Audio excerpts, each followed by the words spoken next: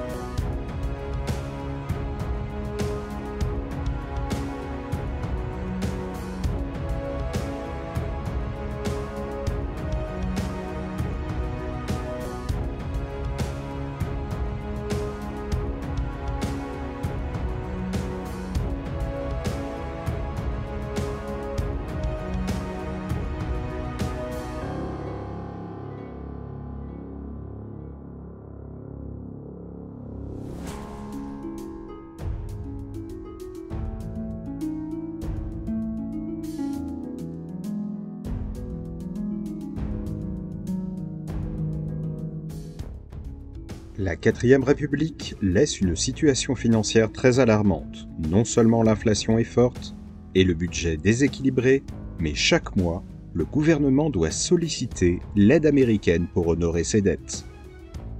Entre 1956 et 1957, afin de relancer cette économie en déclin, une forte politique d'investissement et de conversions industrielles est annoncée dans la perspective de la mise en œuvre du marché commun, l'Europe.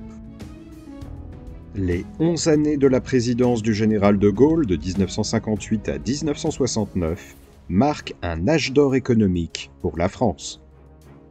Dès la fin de l'année 1958 est annoncé le plan Pinay-Rueff destiné à assainir la situation financière du pays touché par l'inflation. Sur l'initiative d'Antoine Pinay, ministre des Finances, et de Jacques Rueff, ancien conseiller de Poincaré, ce plan prévoit une réduction du budget de l'État, la création de nouveaux impôts, une dévaluation compensée par la création d'un nouveau franc. Entre 1959 et 1970, l'indice de la production industrielle est multiplié par 2 et le rendement des récoltes de céréales augmente de 50%. Le produit national brut connaît une hausse annuelle de 5,8% en moyenne entre 1960 et 1975, un taux qui n'est dépassé que par celui du Japon. L'intervention de l'État soutient l'élan économique à travers la planification, des concentrations, c'est-à-dire des regroupements d'entreprises, dans la sidérurgie notamment, l'aménagement du territoire avec la création de la DATAR, des réalisations prestigieuses comme l'aéroport d'Orly, l'avion Caravelle et l'usine marémotrice de la Rance. Le monde agricole connaît une profonde transformation sous l'effet de gains considérables de productivité. L'exode rural se développe et l'on commence à parler de la fin des paysans. Le pouvoir d'achat continue à croître, favorisant une prospérité qui se matérialise par le développement de la société de consommation et l'équipement des ménages. Si la réussite économique n'est pas une fin en soi, elle n'en demeure pas moins indispensable à la puissance du pays. Le progrès est la seule condition de notre indépendance, affirme le président de Gaulle en 1964. Ainsi, on peut se demander en quoi les grands projets industriels des années de Gaulle ont-ils permis à la fois de fournir à la France les moyens de sa puissance, mais aussi de réaliser la politique de prestige tant voulue par le général.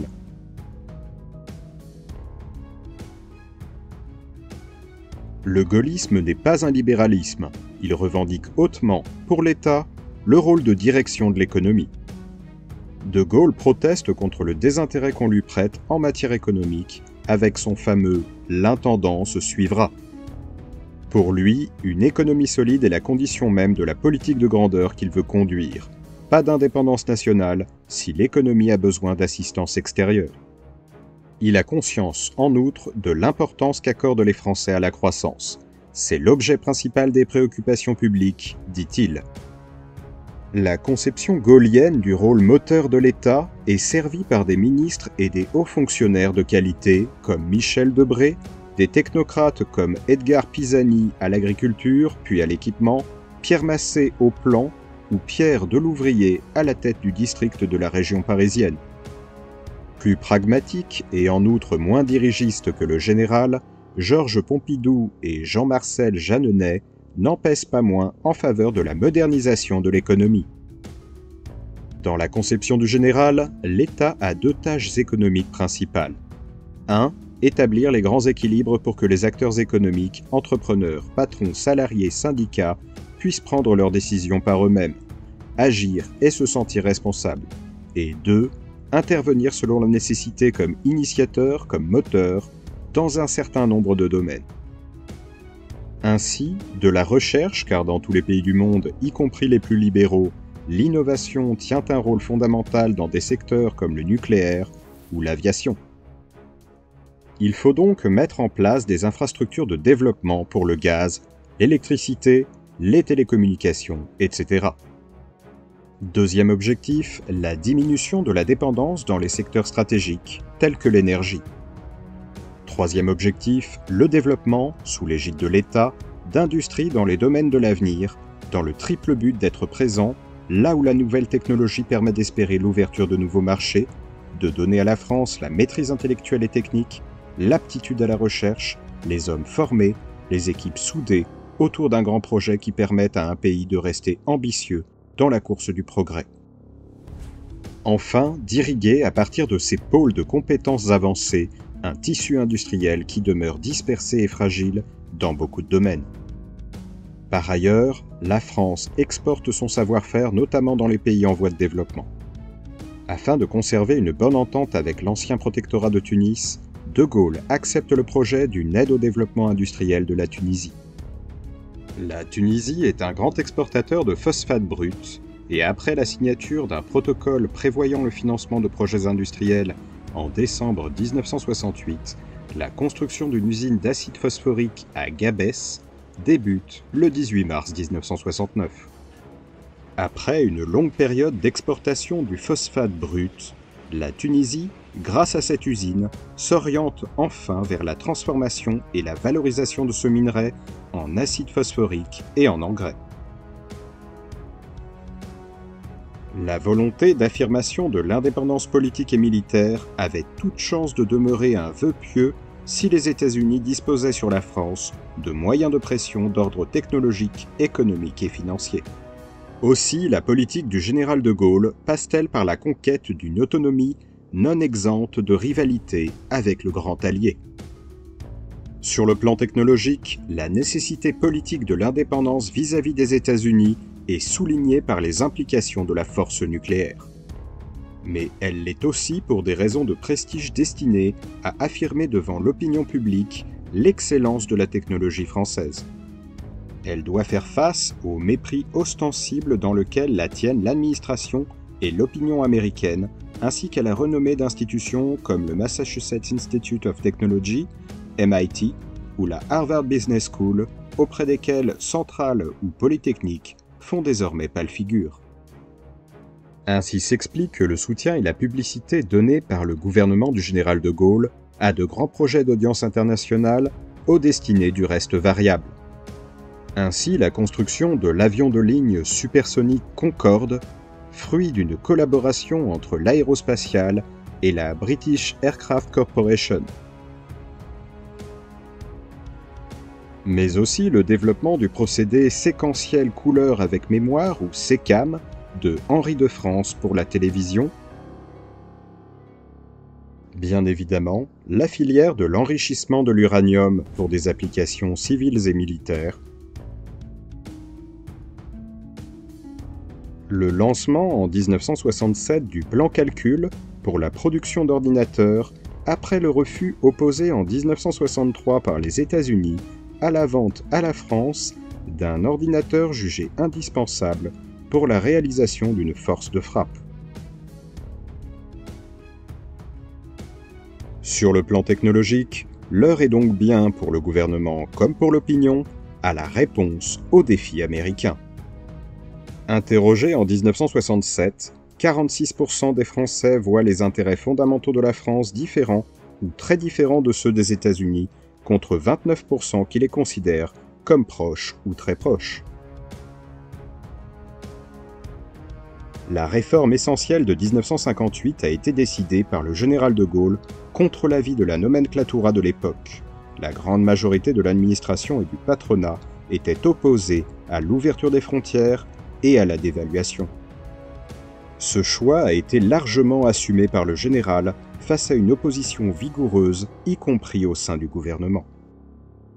Rares furent les patrons à souscrire aux perspectives de grandeur proposées par de Gaulle, et bien plus nombreux ceux qui déplorèrent les dépenses improductives, parmi lesquels il rangeait le plan calcul de développement de l'informatique, et à l'instar d'Antoine Pinet, la force de frappe nucléaire, dont le prix leur paraissait exorbitant.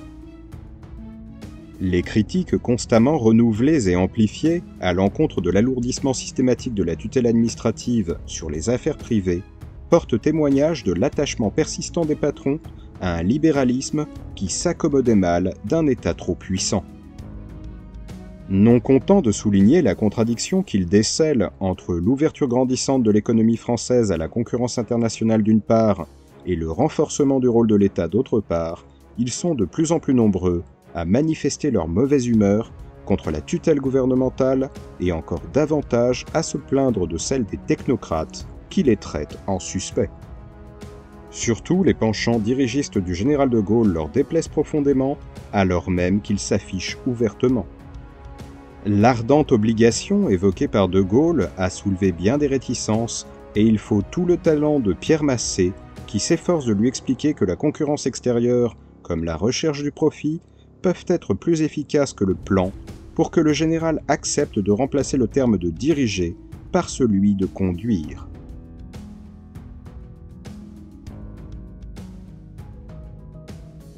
La décennie de 1959 à 1970, qui représente grossièrement la période de la République gaullienne, est celle au cours de laquelle le PIB, produit intérieur brut français, a connu sa croissance la plus spectaculaire, plaçant la France en tête des pays européens et même des grands pays industriels du monde. Seul le Japon connaît un taux de croissance supérieur à cette époque.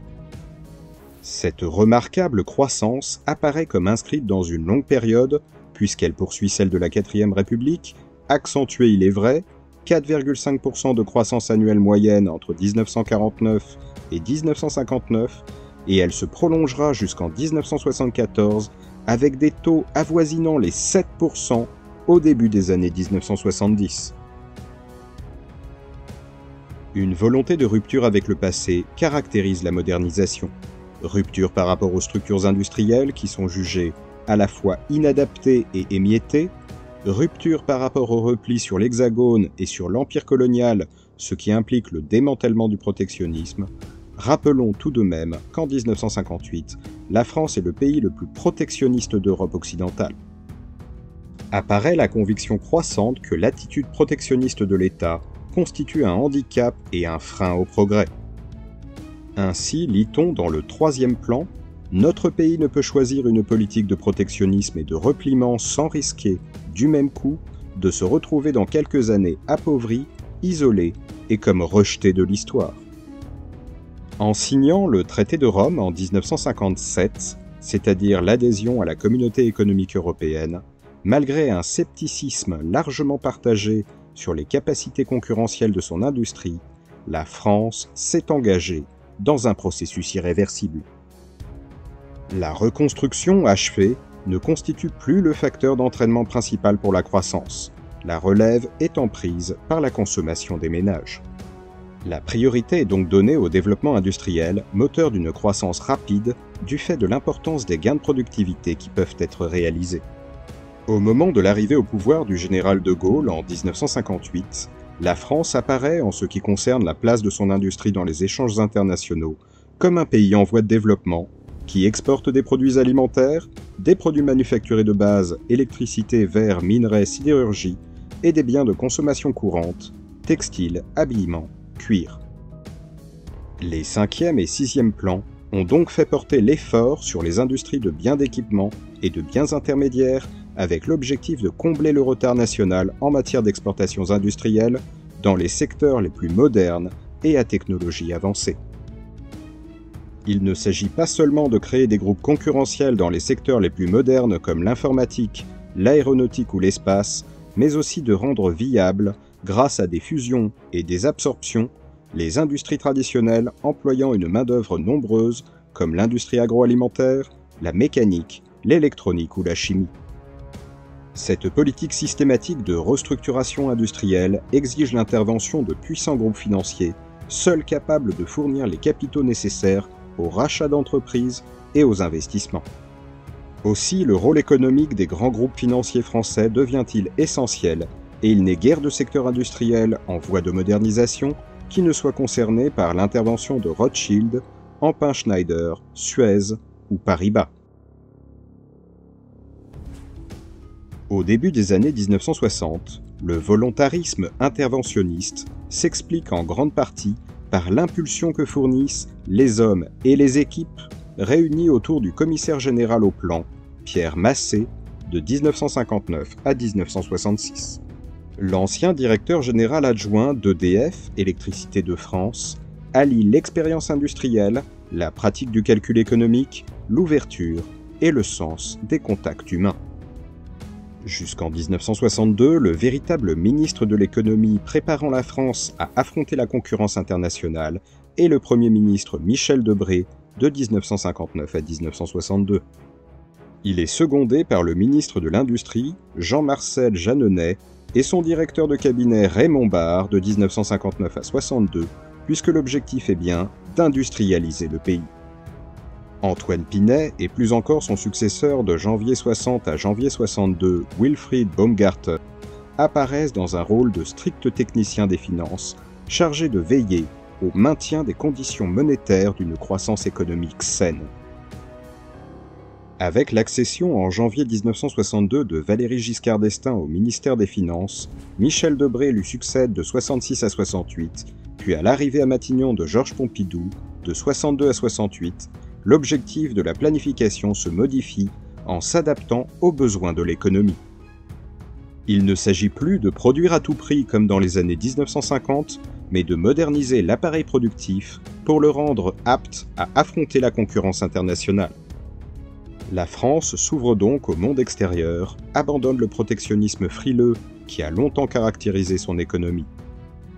Le plan définit alors une politique industrielle visant à améliorer l'environnement des entreprises et à intensifier les actions communes entre les secteurs privés et publics en une économie mixte, mieux équilibrée, mais plus active et élargie à des branches nouvelles comme la sidérurgie ou l'électronique. Les 4e et 5e plans sont placés sous le signe de la compétitivité de l'économie française qui se frotte désormais à un marché hautement concurrentiel où le succès passe par un dynamisme commercial de tous les instants. Le comité Ortoli-Montjoie, qui réunit les experts du comité de développement industriel du 6e plan, définit en 66-68 l'impératif industriel qui sert de devise au plan de 1970-75. L'innovation technologique et scientifique est pour le général de Gaulle la condition à la fois du progrès et de l'indépendance nationale. Il nous faut, dit-il, pousser sans relâche nos recherches scientifiques et techniques, sous peine de nous enliser dans une amère médiocrité et d'être colonisés par les participations, les inventions et les capacités étrangères. C'est d'abord une politique de la recherche au sens strict du terme. Dès novembre 1958, un organisme nouveau est créé pour coordonner toute la recherche publique, la DGRST, Délégation générale à la recherche scientifique et technique. Assurant le secrétariat du comité interministériel de la recherche, créé simultanément, la DGRST est directement rattachée au Premier ministre. Elle va se soucier particulièrement de la recherche-développement, c'est-à-dire du passage des recherches fondamentales aux applications pratiques. Elle appuie notamment l'essor d'une industrie d'instrumentation scientifique. À côté du CNRS, réorganisé en 1961, il comptera jusqu'à 15 000 chercheurs en 1969, du CEA et de l'INRA, Institut national de recherche agronomique, qui existait déjà. Le gouvernement crée en 1961 le CNES, Centre national d'études spatiales, en 1964 l'INSERM, Institut national pour la santé et la recherche médicale, et en 1967 l'IRIA, Institut de recherche en informatique et en automatique, le CNEXO, Centre national pour l'exploitation des océans, et l'ANVAR, Agence nationale pour la valorisation de la recherche. Des pôles de recherche se développent, comme dans le sud de Paris avec Orsay-Saclay, en Bretagne Nord pour les télécommunications, à Toulouse pour l'aérospatiale, à Lyon pour la chimie, biologie et la médecine. Les dépenses dans la recherche-développement passent de 2,46% du budget de l'État en 1958 à 6,2% en 1967 et l'effectif des chercheurs de 9 000 environ en 1958 à 31 000 en 1969. Jamais la recherche n'avait connu un tel essor qu'à cette époque de colbertisme scientifique et technologique.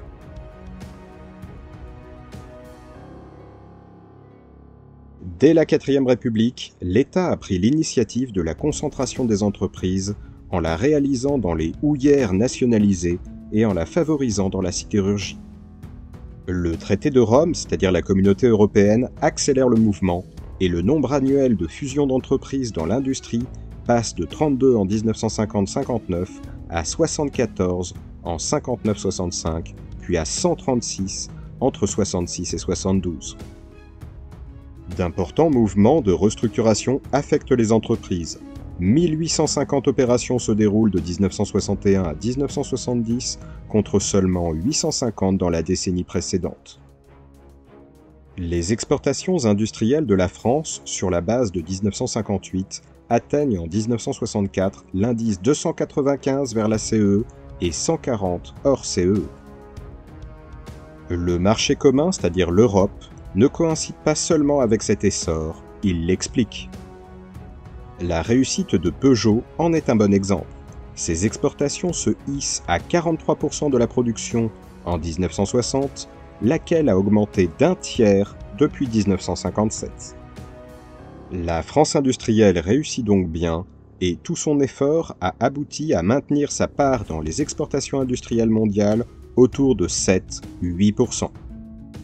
La part de l'industrie dans le PIB, qui était presque de 20% dans les années 50, monte à 28,3% en 1973, 38,8% si on y ajoute l'énergie et l'industrie agroalimentaire.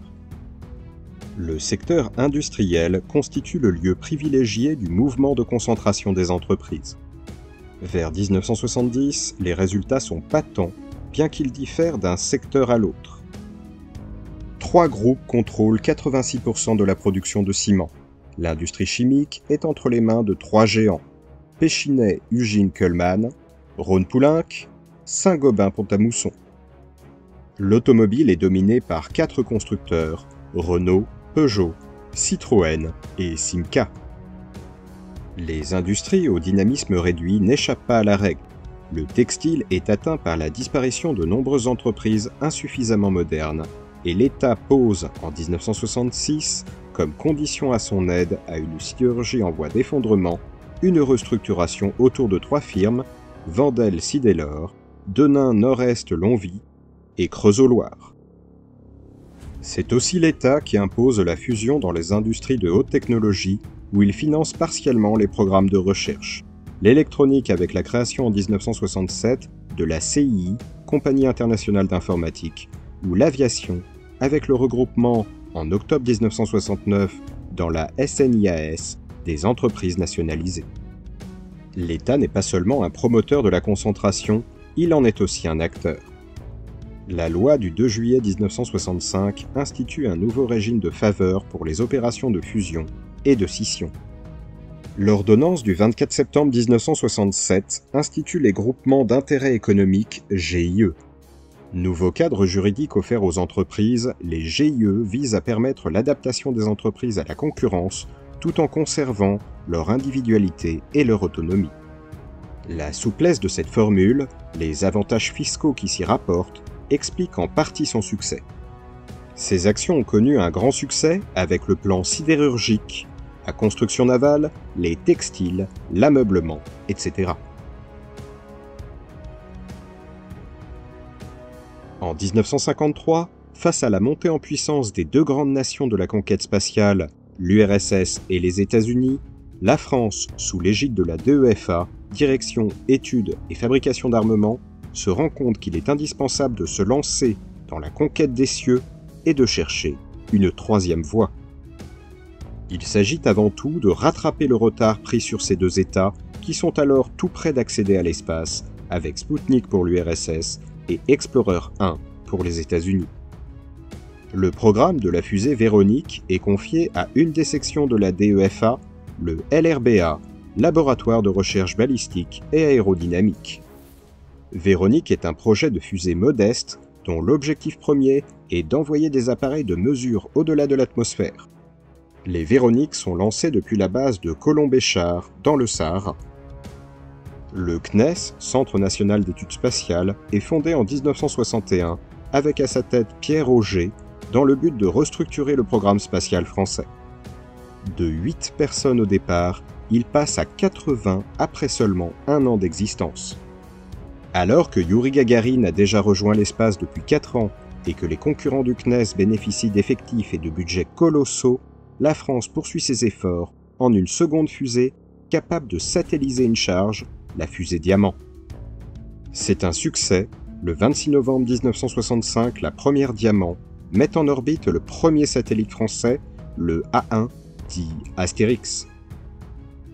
La France est devenue une puissance spatiale. Elle est le 3e pays à satelliser un objet artificiel. En 1964 est créé le CERS, Conseil européen de recherche spatiale, l'ancêtre de l'ESA, l'Agence spatiale européenne. 12 pays adhèrent alors à ce conseil. L'Europe spatiale est née. Le projet d'une fusée européenne, Europa 1 puis Europa 2, est lancé mais doté d'un budget insuffisant et mal bâti, et son résultat fut catastrophique. Son abandon priva l'Europe d'un lanceur puissant jusqu'à l'avènement des Ariane à Kourou en Guyane. Le CNES poursuit son développement technique et humain, s'implantant notamment à Toulouse. On décide de construire en 1964 le centre spatial de Kourou en Guyane française.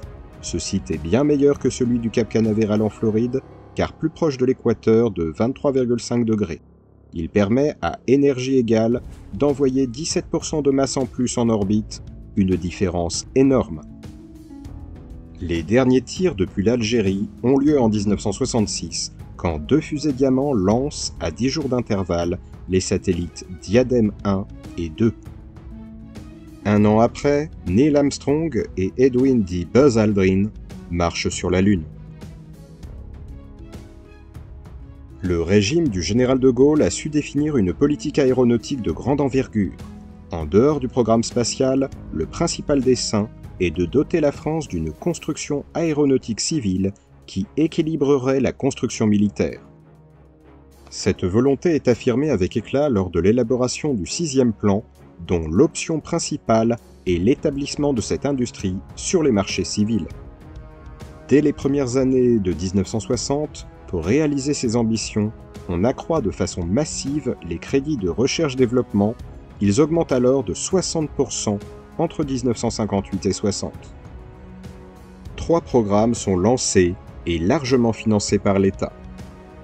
D'abord, le programme Mercure avec la société Dassault, et ensuite les programmes Concorde et Airbus avec le SNIAS. L'exemple du programme Concorde est déconcertant. Le coût de développement est passé de 1600 millions de francs en 1961 à 14 milliards de francs en 1972 et le prix unitaire de 30 millions à 190 millions de francs pour un Concorde. Dans le domaine de l'aviation, la Ve République hérite de projets dont l'exécution est bien avancée. Le moyen courrier Caravelle est mis en service en 1959. S'il n'a rien de révolutionnaire, il crée une situation nouvelle car son succès à l'exportation stimule l'industrie aéronautique française. Sous l'impulsion de la société franco-allemande Alliance, créée en janvier 1955, la France accepte l'idée d'un projet de fabrication d'un appareil de transport militaire à moyen rayon d'action.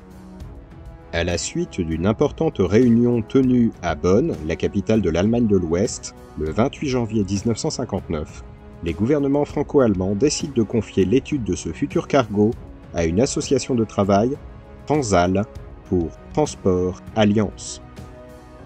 Les firmes aérospatiales pour la France, Messerschmitt Bölkow et VFW Fokker pour l'Allemagne sont chargés de la construction du Transal.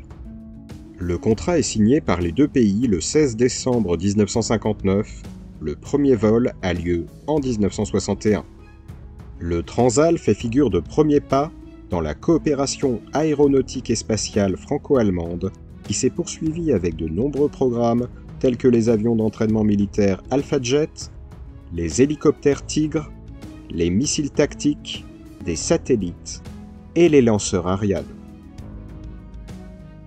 Pendant la période de 1950 à 1958, le recours à la technologie étrangère via l'OTAN, Organisation du traité de l'Atlantique Nord, dominait la branche aéronautique.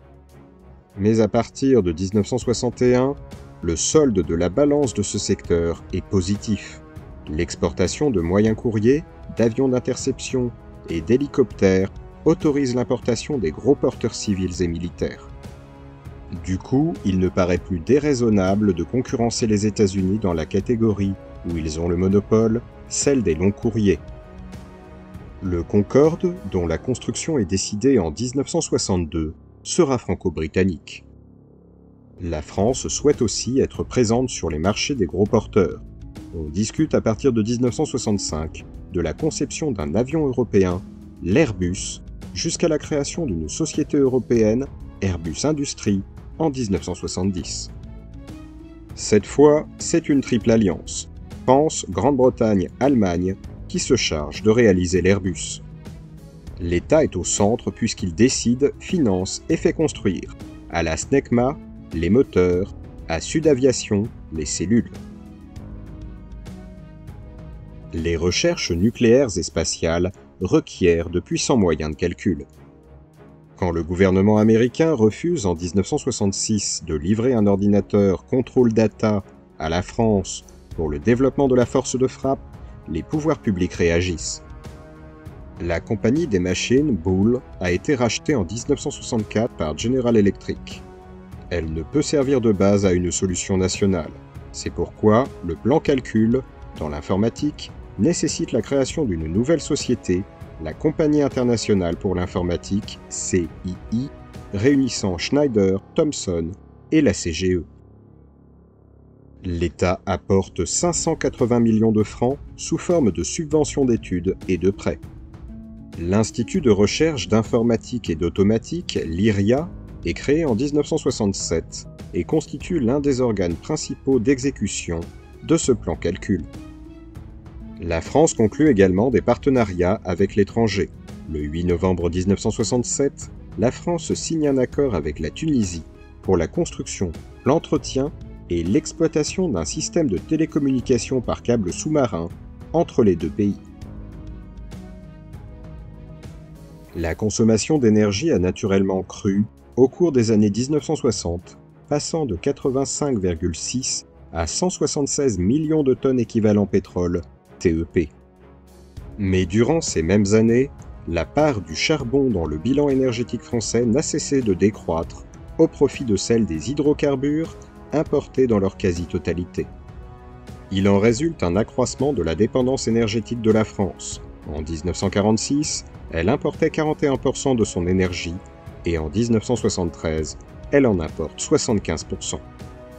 Il est vrai que s'il s'agit d'une énergie dont le coût va décroissant puisque la thermie issue du fioul baisse de près de 60% entre 1958 et 70, et que le rapport entre la thermie issue du fioul et celle en provenance du charbon se révèle de plus en plus favorable au pétrole. L'intérêt économique l'emporte donc sur l'inconvénient de la dépendance. L'ouverture des frontières et l'acceptation de la concurrence internationale imposent en outre ce choix. En 1959, le plan Jeanneney tire les conséquences de cette évolution. Il prévoit, pour améliorer la compétitivité des houillères, la fermeture des mines les plus déficitaires. Toutefois, pour réagir contre l'emprise jugée excessive des grandes compagnies étrangères et des groupes financiers sur le marché pétrolier, le gouvernement favorise la constitution de sociétés nationales orientées vers la recherche et la commercialisation du pétrole. Ainsi est créée en novembre 1960 l'Union générale des pétroles. Jean-Marcel Jeanneney, ministre de l'Industrie, se voit confier le soin de rassembler et de fusionner l'ensemble des sociétés et agences publiques du secteur pétrolier. Pour réaliser ces montages complexes, Jeanneney s'adjoint comme directeur de cabinet un habile technicien de l'économie, Raymond Barre. Grâce à leurs efforts, en 1962, le secteur est restructuré autour d'une puissante société, ELF, c'est-à-dire Essence et Lubrifiants de France. Pour la diriger est choisi Pierre Guillaumat, fondateur historique de la Direction générale des services spéciaux et ami de longue date de la famille de Gaulle. La société française s'allie avec des sociétés de recherche et des équipementiers américains. En 1965, la naissance de la société ELF-ERAP fournit à l'État un instrument de politique pétrolière plus docile que la Compagnie française des pétroles, société d'économie mixte. La politique d'indépendance nationale préconisée par le général de Gaulle, comme la volonté de peser dans les affaires du monde, qui constitue sa grande ambition, rendent indispensable la possession de l'arme nucléaire, élément clé de toute stratégie internationale. De ce point de vue, le général de Gaulle peut s'appuyer sur les travaux préparatoires entrepris par le Commissariat à l'énergie atomique CEA, créé en 1945. C'est en 1954 que se trouve pris le tournant décisif, sensible aux prises de position en faveur de la construction de l'arme atomique du colonel Eyeret, du général Chassin et de René Plévent, ministre de la Défense nationale du cabinet Laniel, puis du général de Gaulle lui-même. Pierre Mendès France crée un comité des explosifs nucléaires et propose de lancer un programme d'études et de préparation d'un prototype d'arme nucléaire et d'un sous-marin atomique. Par la suite, et malgré les hésitations, un ensemble de décisions est pris et aboutit en particulier, après la crise de Suez de 1956, à accélérer le programme nucléaire français par la construction de centrales et d'une usine de séparation isotopique. Avant la fin de la 4e République, le CEA commence la construction des premiers engins expérimentaux et on choisit le site de Regan au Sahara en Algérie pour une première explosion dont la date est fixée en avril 1958 au premier trimestre 1960. Parvenu au pouvoir, le général de Gaulle va faire fructifier l'héritage nucléaire de la 4e République qu'il considère comme l'instrument indispensable de sa politique. La priorité désormais reconnue à la force de frappe en matière stratégique se manifeste par la nomination comme ministre des Armées du commissaire à l'énergie atomique Pierre Guillaumat ou par le rôle dévolu à la tête de l'armée aux théoriciens du nucléaire comme le général Eyeret. Le 13 février 1960, la première bombe atomique française éclate à Regan. Hurrah pour la France! Depuis ce matin, elle est plus forte et plus fière, télégraphie Charles de Gaulle à son ministre des Armées. La France fait désormais partie du cercle très fermé des puissances nucléaires. Aussitôt, le chef de l'État fait pousser les études pour l'expérimentation de la bombe thermonucléaire, la bombe H, s'impatientant des délais nécessaires à sa mise au point. Le 25 août 1968, la première bombe H, c'est-à-dire à hydrogène, explose à Mururoa, le nouveau site nucléaire dans le Pacifique, depuis l'indépendance de l'Algérie. Doté de l'arsenal nucléaire qui assure son statut de grande puissance, La France ne possède toutefois pas les vecteurs qui le rendent opérationnel. Si bien que dans un premier temps, c'est l'armée de l'air qui est chargée de la nouvelle stratégie nucléaire française. En 1967, une flotte de 62 Mirage 4, construits par la société Dassault, porteurs de bombes A de 60 kilotonnes chacune, constitue la force de frappe. Dès 1960 commencent les études d'un missile sol-sol balistique stratégique SSBS destiné à relayer les Mirage 4, mais qui ne sera opérationnel qu'à partir de 1971. C'est également à partir de 1960 que débutent les premières études destinées à la construction d'un sous-marin nucléaire qui aboutiront au lancement, en mars 1967, du Redoutable. En même temps commencent les travaux de mise au point d'un missile balistique mer-sol MBMS transporté par sous-marin. Ce MBMS devient l'arme absolue puisqu'il est à peu près impossible à détecter et qu'il peut frapper de n'importe quel point du globe. Le Redoutable sera équipé lors de sa mise en service en 1971 de 16 MBMS de 2500 à 3000 km de portée, possédant chacun une tête nucléaire de 500 kilotonnes. Parallèlement, le CEA gonfle ses équipes. Il passe de 9000 salariés en 1957 à environ 30 000 10 ans plus tard en 1967 et multiplie ses centres de recherche, comme Cadarache en 1963.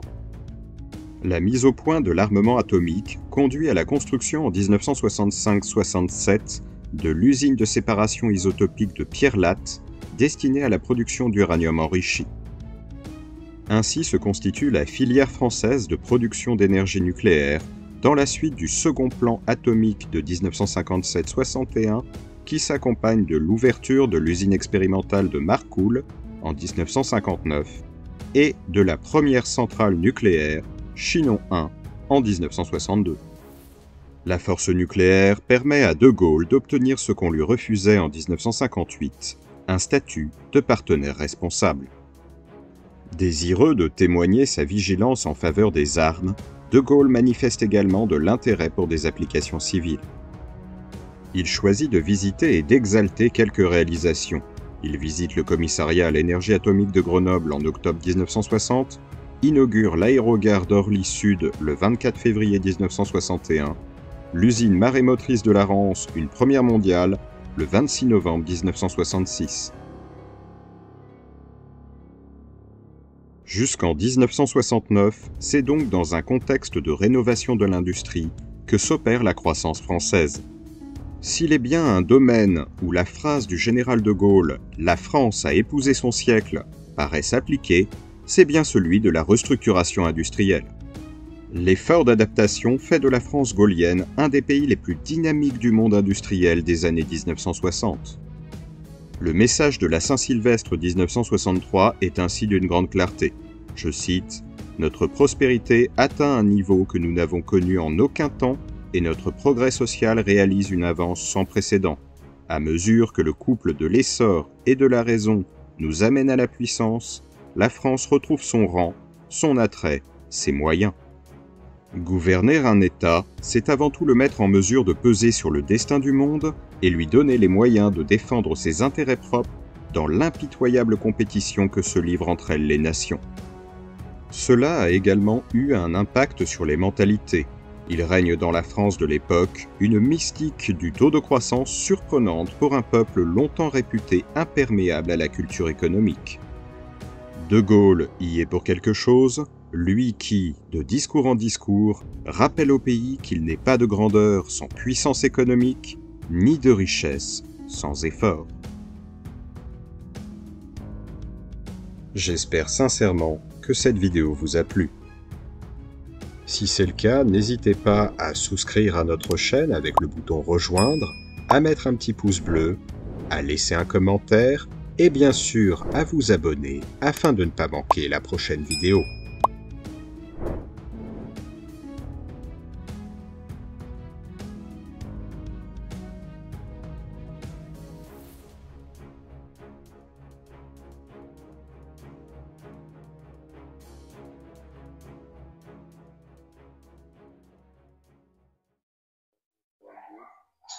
Bonjour, donc je m'appelle Franck Chantreau, mon épouse Roxane. On a créé, en 2006, notre sanctuaire de réhabilitation pour jeunes primates. Euh, Jack, le premier chimpanzé qu'a confisqué dans cette province du sud de la RDC, a été le premier bébé confisqué. Et on était loin de se douter que ce bébé allait changer notre vie pour toujours. Et le programme qu'on s'était fixé, c'était d'arrêter le trafic illégal d'espèces protégées, traversant la province du Katanga pour rejoindre la Zambie et l'Afrique du Sud. Nous tenons à remercier Alain et tous les followers de son site Les Dessous de l'Histoire, car grâce à votre générosité, nous avons pu soutenir tous ces animaux victimes du trafic que nous avons recueillis au travers de la nourriture, bien sûr, mais aussi des soins médicaux et de la présence de papa et de maman de substitution, parce que ces animaux vivent de tels traumatismes que quand ils arrivent, ils sont perdus et ont besoin de beaucoup d'amour et d'affection pour surmonter tout ce qu'ils ont vécu. Donc merci beaucoup pour tout ce que vous avez fait, pour vos dons. Ça nous aide énormément. Merci pour eux.